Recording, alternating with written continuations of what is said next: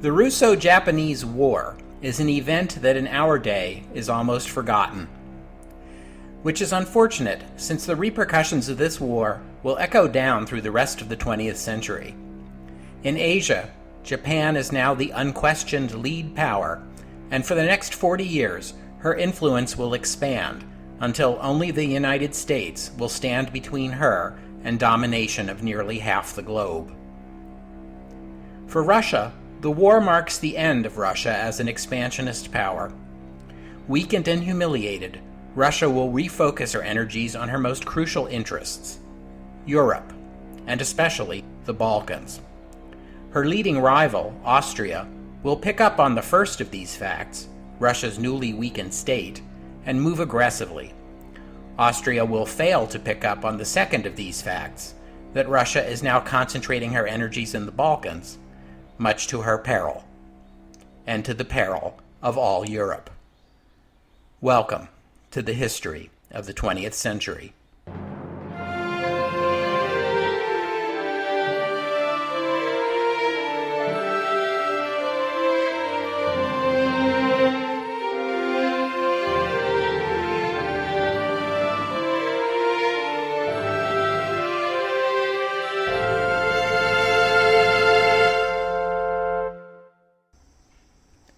Episode 36, Lessons Learned, Part 1, The Russo-Japanese War. I want to take a break from a narrative telling of history this week to ponder the Russo-Japanese War and consider what it all means. And in keeping with the spirit of the times in which we live, I am going to present my conclusions as a listicle, the top 10 lessons to learn from the Russo-Japanese War. I suppose if I really want to do this in the spirit of our times, I should bill it as, "You won't believe these 10 lessons from the Russo-Japanese War that no one learned. Click here." Okay, I guess there's nothing to click on, so let's just get started. Number 10. Existing battleships are poorly designed. We will discuss this more in future episodes. But the Russo-Japanese War exposed flaws in the design of the world's battleships. During this period, battleships had a mix of different size guns. The largest guns were 12 inches. This size refers to the diameter of the gun barrel, so when I say 12 inches, I mean a gun that fires a shell 12 inches in diameter. These shells are enormous, they weigh about 800 pounds, and they can be fired over amazing distances, as far as 15 miles. Now at this point you might be wondering why any navy that had these guns would also want to equip their ships with smaller guns. Why not make every gun on the ship 12 inches? Well, the 12-inch guns have disadvantages too.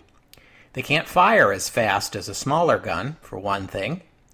Also, their range isn't as big an advantage as it sounds, because in 1905, even the best optical range-finding devices have trouble spotting an enemy warship at a distance over 10 miles or so, and hitting anything at that range requires a lot of luck.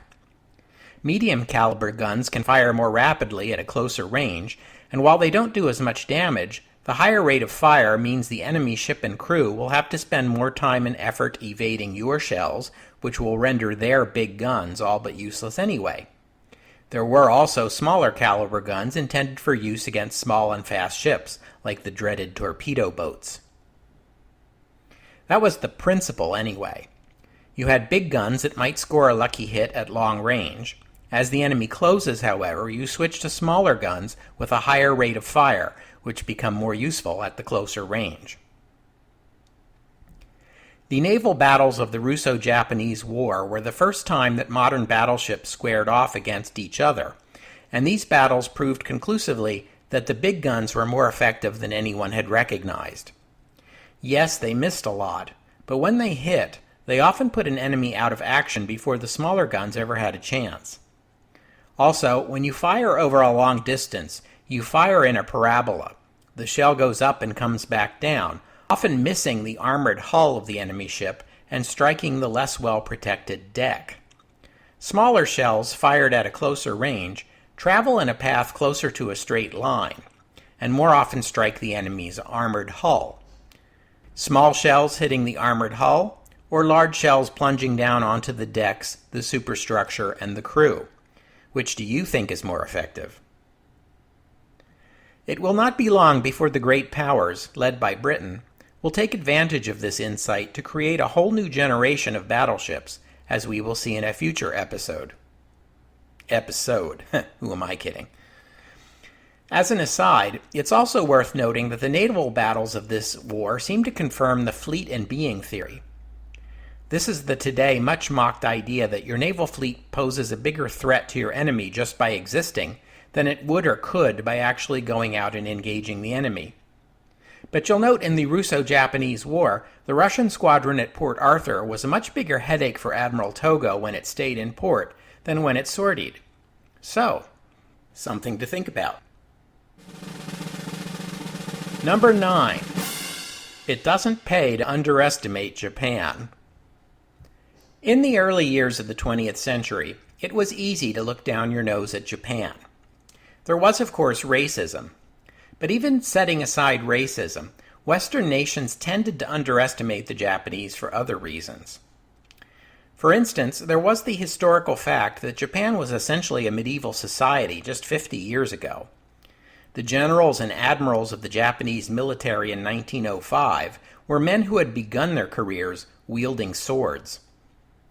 For a nation to make the leap from swords and armor to modern artillery and long-range rifles in 2 generations was unheard of. Of course, by the beginning of the 20th century, everyone knew that Japan had modern weapons. But so did China, and the Boxer Uprising and other conflicts between China and Western powers have demonstrated clearly that being armed with modern weapons isn't enough. The Chinese lacked the training and the discipline needed to employ them effectively. On the other hand, China and Japan had fought a war just a decade earlier, and the Japanese military had proven themselves far more effective than the Chinese. And hadn't one of the lessons of the Boxer Uprising been that the Japanese army had been just as effective as any Western army? And then there's the matter of the relative size and strength of the 2 countries. If you look at a map, Russia is very much bigger than Japan, especially if you're looking at a Mercator projection, which is what most maps were at that time. At the beginning of the 20th century, Russia is a sprawling empire with many natural resources. It has the Trans-Siberian Railroad, a substantial Pacific fleet, and triple the population of Japan. Japan, by contrast, is a much smaller country with little to boast of in terms of natural resources and only 1/3 the population of Russia. Yes, Japan has a fine navy, but it also is an archipelago that's wholly dependent on sea trade to keep its people fed and its economy operating. With the Russian fleet so close by, surely it is the Japanese and not the Russians who have to worry about blockades. But it's precisely because Japan is an archipelago with limited resources that the Japanese government is so tightly focused on maintaining a modern and efficient military, especially the Navy. The Japanese can no more afford to lose naval superiority in and around the home islands than the British can afford to lose naval superiority in and around the British Isles. In other words, not at all. We're going to see in future episodes how the Royal Navy went tilt when the Germans started building up their own fleet. Is anyone surprised that the Japanese went tilt when the Russians started moving ships into Port Arthur? Well, they were, but they shouldn't have been.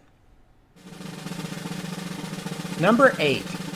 Don't bite off more than you can chew. From humble beginnings, the Russian Empire has grown to be a world power. It has a large population and area. It swallowed up most of Poland by the end of the 18th century and grabbed Finland away from Sweden in 1809. Since then, it has taken Bessarabia, Georgia, Azerbaijan, Dagestan, Armenia, and Outer Manchuria, among other places. Russia's record in bringing peace and stability to these new acquisitions has been, horrible? And as we have seen, the end of serfdom and the arrival of the Industrial Revolution in Russia have led to economic and social tensions even among ethnic Russians, who ought to be the emperor's core constituency. And Russia's reaction to this unrest and turmoil? A series of wars against the Ottoman Empire, aimed at gaining new lands. encroachment into places like Iran and Afghanistan and Tibet, a pretty obvious attempt to pry Inner Manchuria away from China. Hell, why don't you just annex the whole damn Chinese empire while you're at it? They only outnumber you 4-1. Oh yeah, and gobble up Japan for dessert. All the way back in episode 1, I talked about how the prevailing view at this time was that empires naturally expand, and that the world of the 21st century was seen as likely to be one with larger and fewer empires. It sure is the prevailing view in Russia. But it should be obvious to anyone who stops to think about it for a couple seconds, even in 1904, that Russia looks much more likely to break apart than to grow bigger and stronger. Seriously. Sometimes you just want to grab Nikolai by his shoulders and shake him and say, "Dude, you can't even convince your brother Poles to be happy living in the Russian Empire. What are your chances that you're ever going to get Chinese or Iranians or Turks to be contented Russian subjects?" Keeping your subjects happy may be less fun than sticking pins into a map, but Russian ambitions in the early 20th century would have looked a lot more plausible if there was any sign of a plan for how Russia was going to hold on to its new territories after it conquered them, or any sign that the Russian government recognized that they needed such a plan. By 1904, it should be pretty clear that nationalism is a thing. The Russians certainly understood it was a thing when they were whipping up anti-Turk and anti-Austrian sentiments in the Balkans. Why was it so hard for the Russian government to understand that their enemies could whip up anti-Russian sentiment among the Poles or the Finns or the peoples of the Caucasus? Take a good hard look at the Ottoman Empire and then tell me how long you think it will take before Russia starts to look like that. Besides St. Petersburg, that's a thought that should have kept officials up late in Vienna and in the colonial offices in London and Paris and a few other capitals I could name. And you know, in some of those cities, I think it did. Number 7. War may or may not be hell, but it sure is dear. Remember how I underlined this during the Battle of Nanshan? The Japanese expended more ordnance and ammunition on one battle in the Russo-Japanese War than they had in the entire Sino-Japanese War just 10 years earlier. The French astonished the world back in the days of the Revolution and Napoleon with the introduction of mass conscription. Mass conscription enabled nations to field armies much larger than any general of an earlier age ever dreamed of. Over the course of the 19th century, several other of the great powers learned this lesson and incorporated mass conscription into their own war plans. The Franco-Prussian War in 1870 demonstrated that in addition to the benefits of mass conscription, a modern army employing a modern network of railroads and careful advance planning can deliver a huge force to a critical battlefield faster than the enemy, with devastating results, even if the enemy has a larger or better armed force on paper. By the time of the Russo-Japanese War, military planners and all the great powers have assimilated these lessons. But they also learned a false lesson from the Franco-Prussian War, that modern wars between great powers are bound to be brief. That's because they think that one side or the other will win the mobilization race and deliver overwhelming force that will quickly defeat the enemy. That's a comforting thought, but no one, apart from Jan Bloch, seems to be willing to ask the question, but what if the war is not brief? Modern artillery can fire shells much more rapidly than earlier artillery.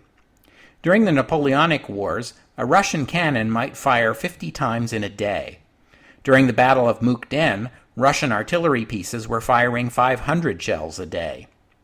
Modern rapid-fire weapons like Gatling guns and Maxim guns fire more bullets in 1 minute than an infantryman used to fire in an entire battle. That means modern war is going to consume ammunition at a horrifying rate.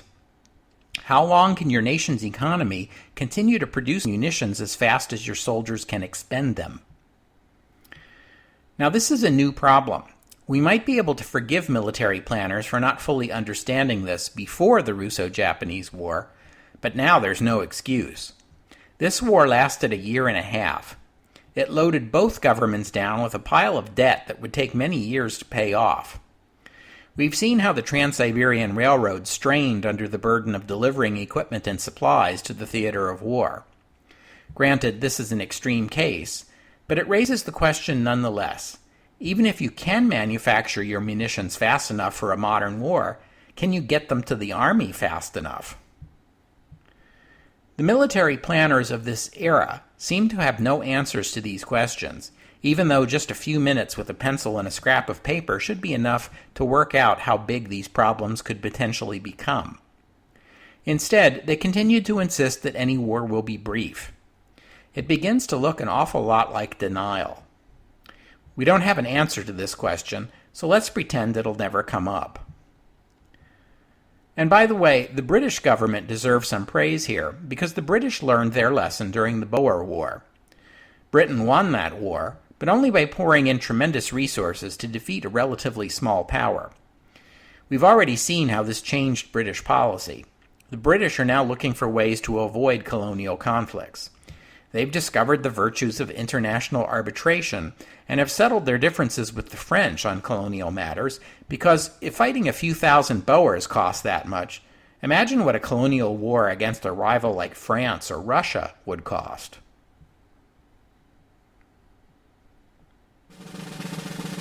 Number 6. Divided nations launch losing wars.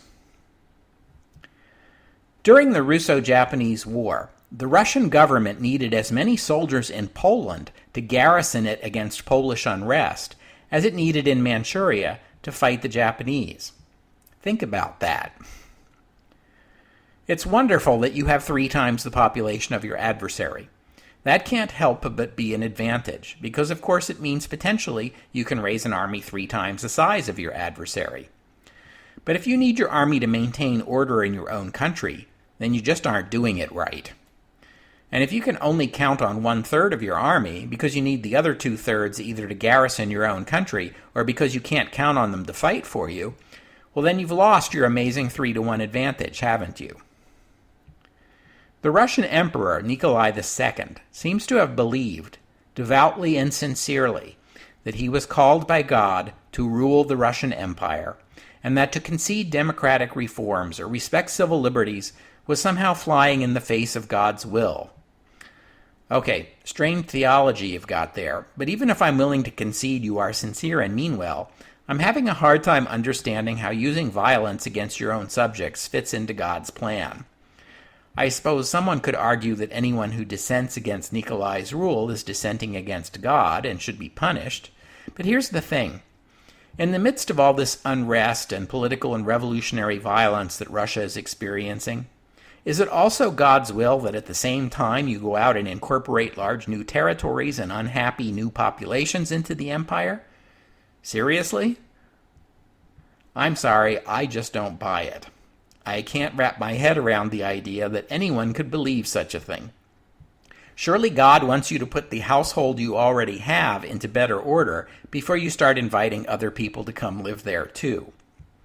Unless, of course, you're not actually thinking about God's will, unless you're actually thinking more about how cool it would be to have more subjects and more tax revenue.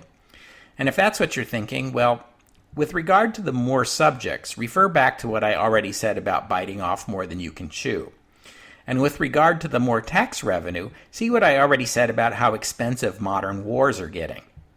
And then think about how much happier you could have made the Poles and the Finns and the Empire's other restive minority groups if you had spent that money making their lives better. Because somewhere in your crazy theology, there must be something about how God wants you to rule so that you can make life better for all his children, right, Nikolai? Nikolai? The counterexample of Japan is really instructive here. Japan is one of the most ethnically homogeneous countries in the world. Are there some Japanese subjects who feel they're getting a raw deal from their emperor and their state? Well, of course there are. But there's also a consensus in Japan that Russia is a threat to the very survival of the Japanese nation. And if Japan were to be reduced by Russia to a vassal or protectorate or an outright colony, well, not even the most unhappy of Japanese thinks that's going to make their lives any better. There is no corresponding consensus in Russia. No one believes that Russia will not survive unless it can defeat Japan. No one in European Russia believes that their lives will be made harder if the Japanese get control of Port Arthur. To the contrary, few Russians believe this war in a faraway corner of the world will affect their own lives in the slightest. So why would they support it? Number 5. Mahan was right. Hey, sea power is important, isn't it? That was Mahan's thesis, and there's nothing about this war that contradicts him. The Russo-Japanese War would have been impossible for Japan to prosecute without sea superiority. Because, of course, Russia can resupply and reinforce its forces in Asia by land, but the Japanese supply lines have to go across the sea. It's the importance of sea superiority to Japan that caused the war in the first place. Russia threatened Japan's naval power by taking Port Arthur and stationing a fleet there, and the Japanese government found that threat unacceptable. Given the importance of sea superiority to an island nation, you might be tempted to conclude that stationing a fleet close to a rival island nation is an invitation to a preemptive attack. If you don't want to go to war, then either don't station your fleet there, or if you must, station a fleet that is so big your enemy can't consider a preemptive attack.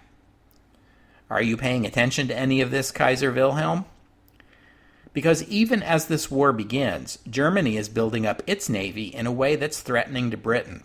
And some in British government are already talking about a preemptive attack against the Imperial German Navy.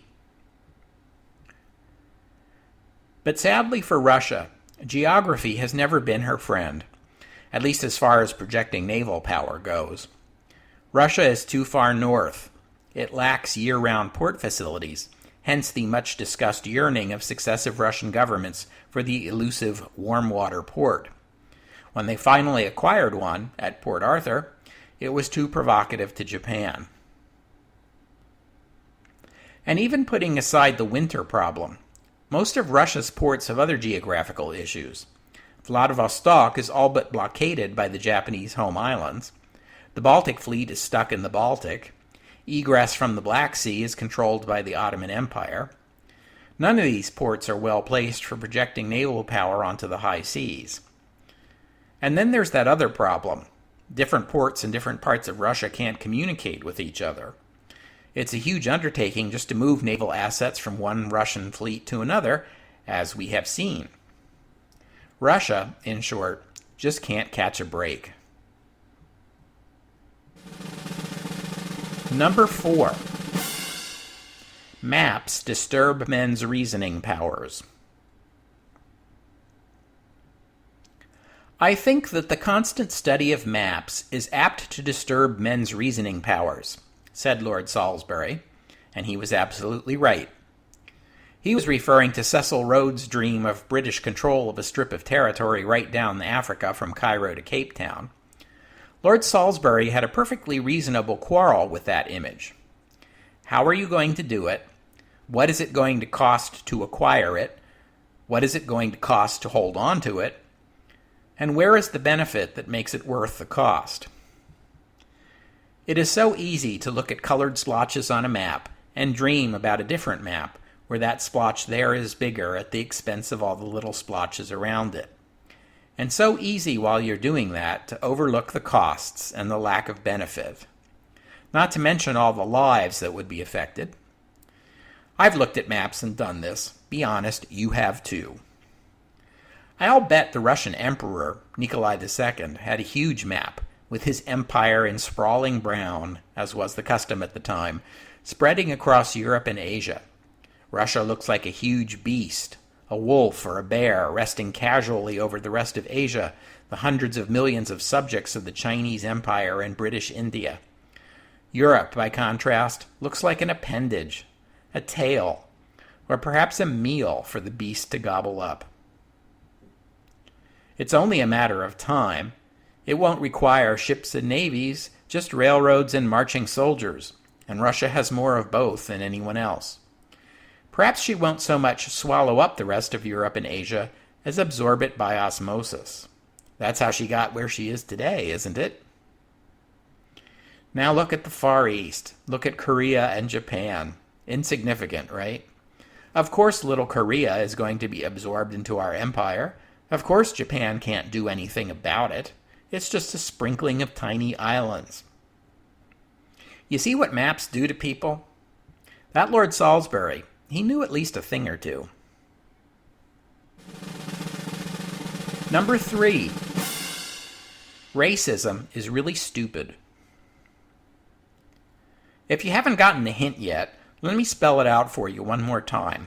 The early 20th century was a period of phenomenally stupid racism.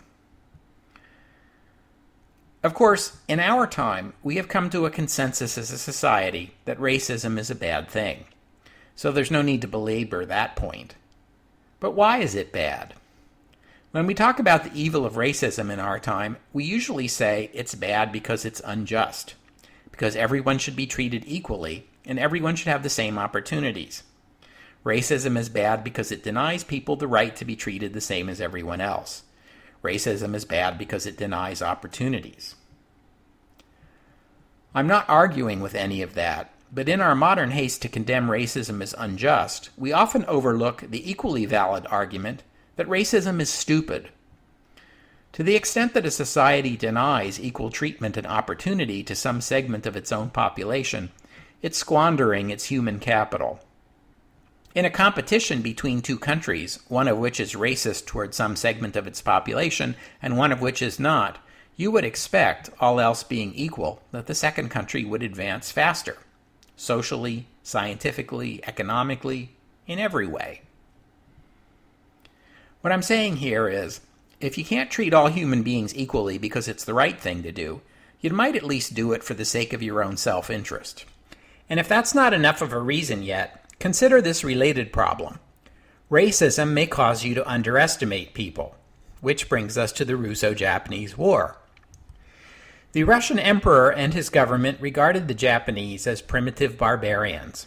We've already seen Japan's dramatic modernization and how it shocked the world with its ability to put modern weapons and training to use to defeat China, even though China is a much larger and wealthier country. You'd think the Russian elites would want to stop and think about that for a minute before dissing Japan.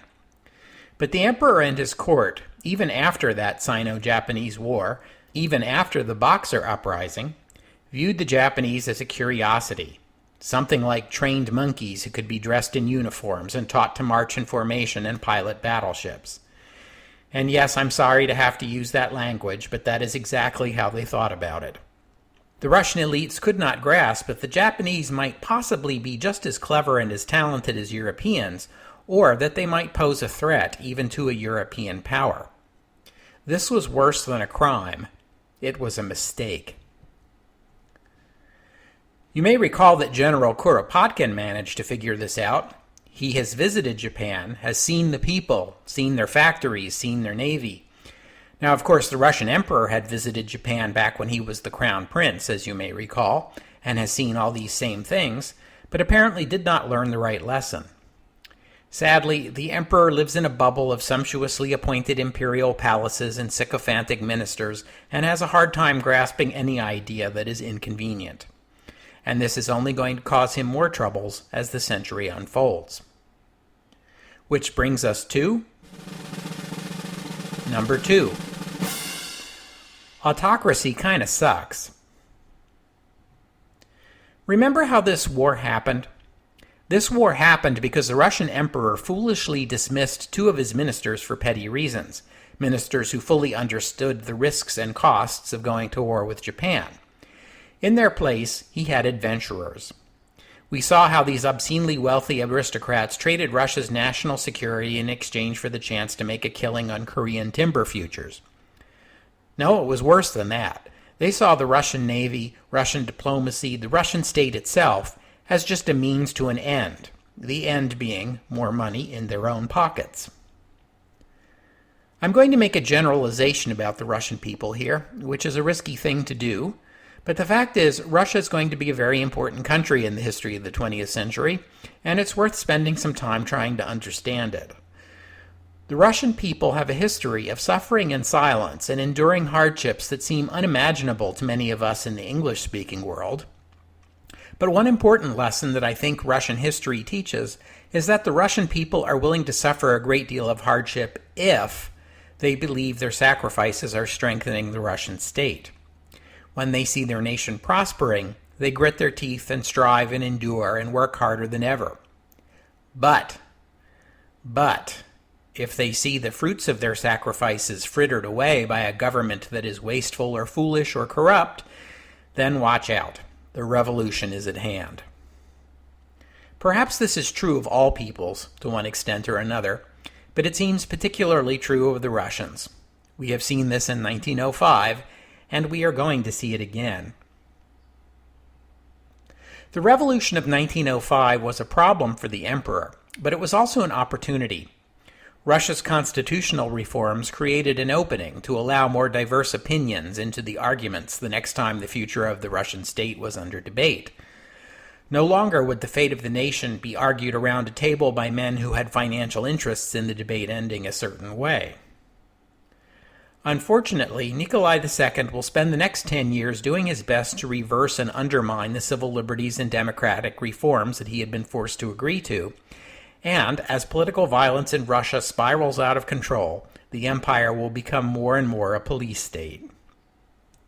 Sad to say, just as film director Zack Snyder refused to heed the lessons from the failed Man of Steel and instead doubled down on the catastrophic Batman v Superman just a couple of years later, the Russian emperor will refuse to heed the lessons from the failed war with Japan in 1904, and a decade later will instead double down on the catastrophic Great War. Which brings us to number 1. Do not use frontal assaults to attack an entrenched enemy armed with modern weapons. Really, people, how many times do I have to say this? Don't do it. Just don't. You don't win battles by lowering your head and charging forward without thinking. It has never worked, and it never will. But it especially doesn't work in the early 20th century. And it doesn't matter if you have a field marshal who is the emperor's own good luck charm. That's poetry. We're talking tactics. I quote from the United States Army Field Manual. This is near the beginning of the manual, by the way, not deep in the technical stuff. On the subject of offense, quote, "When the commander decides to attack, or the opportunity to attack occurs during combat operations, the execution of that attack must mask the effects of overwhelming combat power against selected portions of the enemy force with a tempo and intensity that cannot be matched by the enemy. The resulting combat should not be a contest between near equals. Attackers must be determined to seek decision on the ground of their choosing through the deliberate synchronization and employment of the combined arms team." Yes. Combined arms are not a thing yet. We'll get into that later in the century. But otherwise, there is great wisdom in what the Field Manual is saying for the people of 1905. You don't win battles by charging in and hoping for the best. You are the attacker. That means you get to decide when, where, and how you attack. Choose to make your attacks in times and places and in manners when you are already sure of winning before you begin. If your attack is a crapshoot, then you are doing it wrong.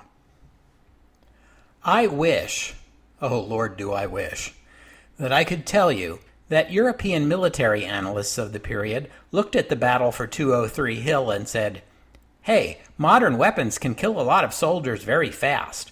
We need to plan our attacks with an eye to avoiding mass casualties." But that is not what they said. Instead, they praised the courage and discipline of Japanese soldiers and wondered if European soldiers could do the same, or whether the comforts of modern society had made them soft and weak. They would find out soon enough. We'll have to stop there for today. If you like the history of the 20th century, come like our Facebook page.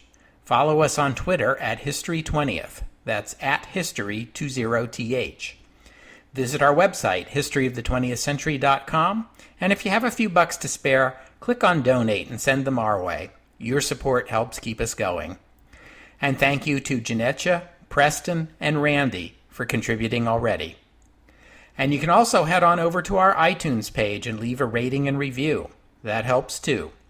And thank you to those of you who already have.